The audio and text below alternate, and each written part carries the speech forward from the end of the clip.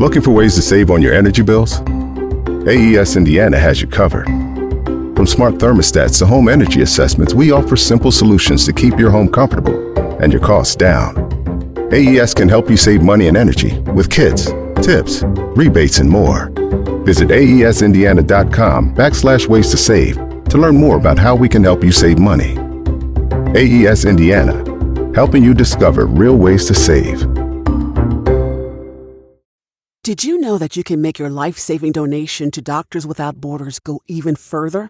Whether you donate stock, recommend a grant through your donor-advised fund, or make an IRA-qualified charitable distribution, you can take advantage of strong market performance this year to maximize your charitable impact, making it possible for Doctors Without Borders to stay ready to respond in more than 70 countries around the world. Together, we go further. Explore ways to give at doctorswithoutborders.org/podcast. Congratulations! You've connected with the Pulpit Perspectives podcast. Join Reverend Dr. Kent Lundy as he connects with pastors where they preach, literally at the pulpit of their church. It's a point of view with purpose and personality that informs and inspires with real-life stories from great preachers you need to know. Your host is Reverend Dr. Kent Lundy. Let's join Kent at a pulpit with a fresh perspective from his guest preacher. Hello and welcome to Pulpit Perspectives podcast. I'm your host, Reverend Dr. Kent Lundy. Pulpit Perspectives podcast exists to create connections among clergy in the North District and their congregations. I'm standing here at the pulpit here at Michigan City First United Methodist Church in their sanctuary at their pulpit with their senior pastor, Reverend Nichols. Welcome. Welcome to you as well. Thank you. All right. So how long have you been pastor here at this church? I came in July of 2017, so I'm beginning year 8. Year 8. Okay, lovely. And so what do you do for fun? I walk my dog, talk to all the neighbors, smell all the good smells, and take pictures of the beautiful garden that's 2 blocks away from my home. Wonderful. Sounds fun. It is. Yeah. It's a gift that it's so close. It is indeed. So who are you, Mary or Martha? That's an interesting question because in my very first appointment, we were doing something during Lent and talking about Mary and Martha. And everyone there said that they were too much Martha and they needed to have more Mary. And they looked at me and said, Nancy, you don't need any more Mary. You need to be a Martha. And I think through the years I have developed my Martha, but because I'm somewhat of an introvert, although people who know me would not believe that, I like to write. I wander with my camera. I suspect that there is as much Mary now as there was 40 years ago, and a little more Martha. Now, you made me think about it, Mary with a camera.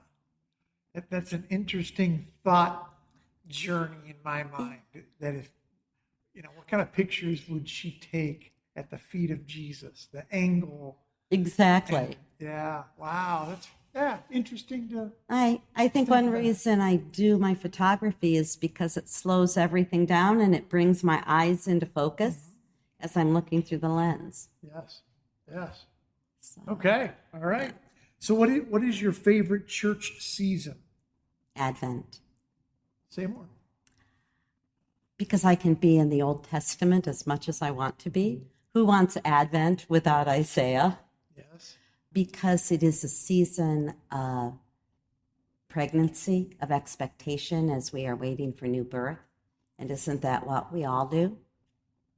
As we live this life called a life of faith, there's always seasons of pregnancy and new birth. Some people might call that prevenient grace. Maybe. I've heard that. You think so? Yes.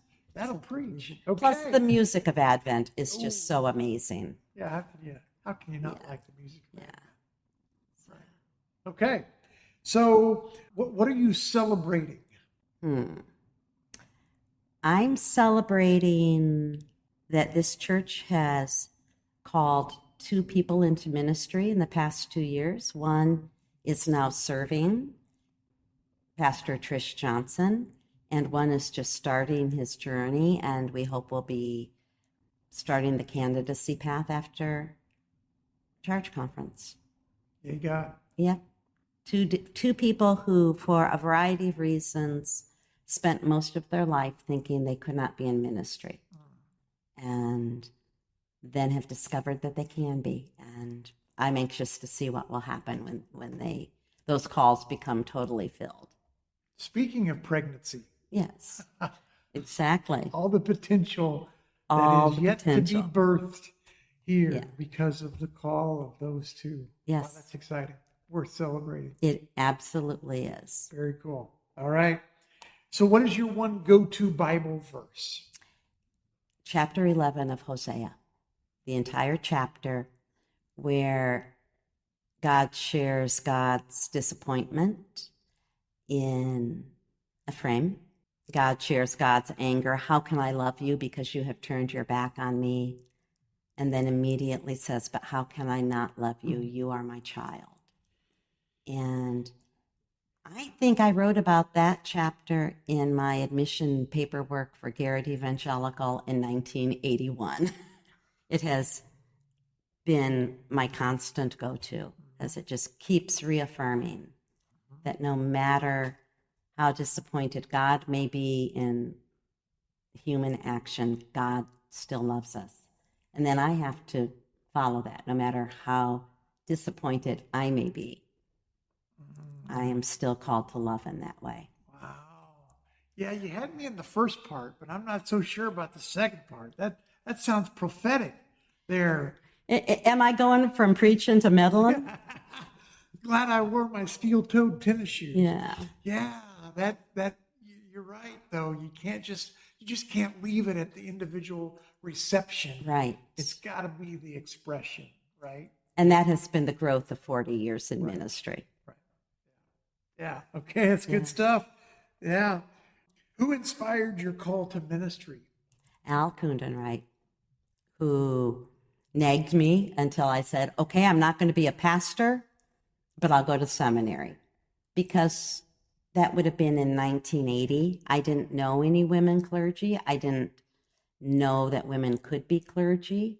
I've always been Methodist or United Methodist, but I went to a Lutheran college, and of course they were struggling with the idea of women even reading from the pulpit or from the lectern, much less being clergy. And I got home after college, and Al was the appointed pastor, and he kept saying, Nancy, you have a call to ministry. And when I said, no, women don't do that, which I had also told to God when I was 12 and didn't remember for many years, Al made sure I met some women in ministry. And I started seminary in 81 and went to a called charge conference in the spring of 82. Wow. So, yeah. Wow. And you've never looked back since? Oh, I've looked back on a regular basis. Oh, okay. Pardon me. One of my mentors, Dan Motto, told me one time that if he didn't reevaluate his call to ministry every 5 years or so, he figured he wasn't doing something right. And so I have reevaluated regularly through the years. I can appreciate that perspective. And I'm still here. And you're still here. Okay, there you go. I'm still here. Yes. And still loving it. Maybe because of the reevaluation that you've recommitted yourself and reconfirmed your call. Every year at annual conference, I go through the ordination vows during the ordination service and re-accept them. Right. Yeah, that's beautiful. Okay. Thank you. So who or what keeps you humble? I served at Broadway Christian Parish for 7 years. Inner city church with a ministry to those who are unhoused and have other struggles. I've served here now for 7 years with not quite the same kind of inner city ministry, but still working with those who are unhoused and who struggle with addiction or mental health issues. And when I ask them how they're doing, and they say, I'm blessed. Yeah. I slept in a bed last night. I got up and had a fabulous donut from a local orchard. I drank a really good cup of coffee with real cream in it. I chose whether or not I was going to take a shower last night or this morning. Many of the people we serve here don't have those choices, and they can still say they're blessed. That's what humbles me. And you've received that as a gift, which is a gift. It is truly a gift. Now, I get honked off. I am absolutely human, but at the end of the day, I try to be humble in the face of such faithfulness. That's a beautiful witness. Thank you. Thank you. If you only had one preacher to listen to the rest of your life, who would that one preacher be? And I know you're going to limit it to one, so I will give you my thought process. Okay. Bob Dygert Gerhardt, who was my senior pastor for 18 months and had the courage in the pulpit to say what needed to be said. He's retired, so I don't get to listen to him anymore. Barbara Brown Taylor, just because I think she's a fabulous writer, but probably Bishop Michael Curry. I had the opportunity to hear him at a festival of homiletics, and he was late. We were sitting there waiting, and he didn't come, and he didn't come, and he didn't come, and he finally got there, and he stood in the pulpit, and he looked at us all, and he said, "You can run from the call to God, but you cannot run from the call of nature." And I thought anybody who could be that honest in front of a bunch of preachers and worship leaders, I want to be like. And everything I've ever heard him preach has been phenomenal. Yeah. Okay. Thank you. Got it. So pretend with me you're going axe throwing. Oh, my. Okay. So just go with me. I'll go with you. All right. So you're going axe throwing. So who from, yes, there you go. She's, for our listeners at home, she's going through the motions, what I assume are Olympic style gold medal motions. Didn't you see that follow through? Yes, that was beautiful. Wow. All right. Got it. So who from the Bible are you taking with you to go axe throwing? Vashti. Okay. I knew you were going to ask that, but that was my first thought when you asked Kayla and when you asked Dana. It was Vashti. We always hear about Esther, but Vashti is the one who had the courage to say, I will not be used in that way. And she left. And if you don't know the story of Vashti, find it and read it. Okay. Sure. But not just you, anyone else. I know. Yeah. So what, help me with your thought process of why her at axe throwing with you? What? Because she risked her life to say no. She had the courage to leave, and it would take a heck of a lot of courage for me to throw an axe. I used to try to chip, kindling, and I couldn't do it very well. But I think because of her courage and her willingness to stand up for herself and to not do the expected, and it certainly would not be expected for me to throw an axe. Yeah, there you go. Right. Yeah. Yeah. Because I can picture her determination. Yeah. Of her character embodying that in her throw. Yeah. That it's all blended together. And she could see her husband's head, and I don't know, maybe she would have aimed toward, she certainly had some anger.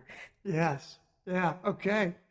I like it. That's a first for Pulpit Perspectives podcast for that answer. So, all right. I like it. Not the expected answer. So good. Never. Good for you. So when you think about your fellow clergy, whether the ones you personally know or just at a distance, right? What do you hope they know? That their success is not bound up in numbers, that there's an ebb and flow to ministry, and sometimes you can't believe that you get the privilege of walking with people or of speaking a prophetic word, and sometimes you think, can I retire tomorrow? And all of that is a part of it. But it is so worthwhile. And to keep a sense of humor. Yeah. And to have someone you can hug. A human, a dog, a cat, a teddy bear. Okay. I hope we know that. I hope you do. Okay, thank you. You're welcome. Well, last question, and I appreciate your time. So when you think about the future of you being senior pastor at Michigan City First United Methodist Church, whether that's a short time, long time, doesn't matter. When you think about that future, what 3 words come to mind? Change, creativity, and courage. Change, creativity, and courage. Okay, say more. We are a downtown church. We were built 102 years ago. The congregation has been here, I believe, since 1838. Had to move the first building because the sand dune was going to eat it. And had to move, I don't remember about the second building. I think the third building, if I have the stuff right, somebody wanted to buy the property and gave them enough money to build this building. So it has been a church on the move since the very beginning. And like all downtown churches in Rust Belt cities that were built with money but now depend upon a service industry, there's way more building at the end of the month than there's money at the end of the month. So what kind of changes do we need to go through? How can we be creative with the ministry that we have or the ministry that God is calling us to, and then have the courage to do what we need to do to stay in ministry in Michigan City, because it is a city that is valuable with tremendous people and needs us. So how can we do ministry together with a changing city? Right. Say those 3 C words one more time, please. Change, creativity, courage. Change, creativity, and courage. Well, that will be my hope and prayer as I think about you and your future here at Michigan City First United Methodist Church. Thank you so much for being a guest. Thank you, Kent, for asking. It was a blessing. All right. Well, this has been Pulpit Perspectives podcast, coming to you from the pulpit, from her pulpit, at Michigan City First United Methodist Church with Reverend Nancy Nichols. Pulpit Perspectives podcast exists to create connections among clergy of the North District and their churches. If you want to learn more about all the good things that God is up to in the district, would invite you to check out the North District Facebook page. You can also go over to the Indiana Annual Conference website, which is inumc.org, to check out all the things that are happening, not just in the North District, but throughout the annual conference.